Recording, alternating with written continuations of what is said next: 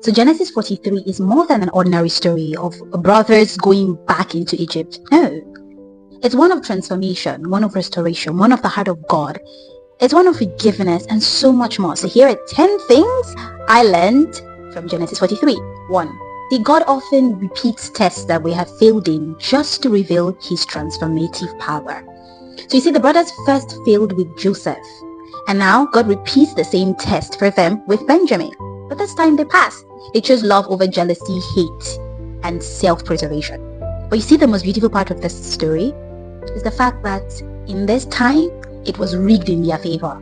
The judge, being Joseph, was on their side. How beautiful is that? So sometimes these tests are not to shame us, but just to show us and reveal God's transformative work in us. 2. The price of all of God is all of you. Yes, Jacob had to let go of Benjamin in order to see God's bigger plan of preservation and protection. So sometimes what we're holding on to is what is holding us back. 3. Sometimes God will use necessity to bring us to destiny. Jacob never wanted to go back to Egypt. I mean, that would mean endangering Benjamin, right? But necessity, hunger, and famine made him go back. So sometimes God will use hunger to bring us to where we ought to be. For God can use affliction for our good.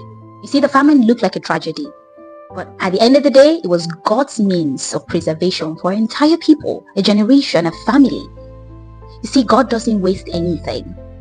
He can use it. And that's why the Bible said everything works together for our good. 5.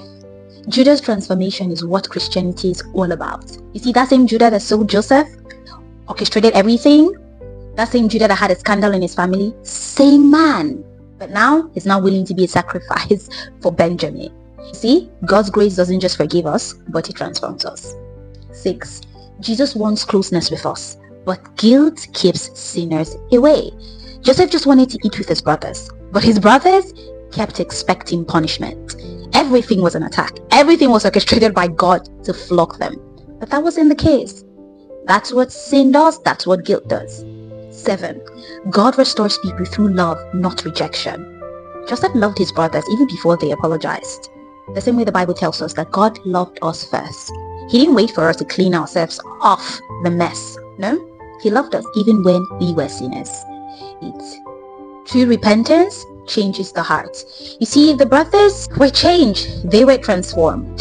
They no longer cared for jealousy, even if Benjamin was a favored child. Even if his father favored him, even if Joseph favored him at the dining table, they were changed. That's what true repentance does. It changes the heart of a person. 9. Necessity will make you do what fear never allowed. You see, Jacob finally did what he had sworn never to do because the circumstances changed. Pressure sometimes is God's invitation to move. And lastly, 10. Time doesn't heal everything. Time doesn't heal favoritism. Even after losing Joseph, Jacob was still struggling with favoritism. He still favored Benjamin, and it was obvious. So sometimes some things require not just the passing of time, but surrender as well. Thank you so much for watching. If you like, share, subscribe to the YouTube channel for more of this. Love you. Bye.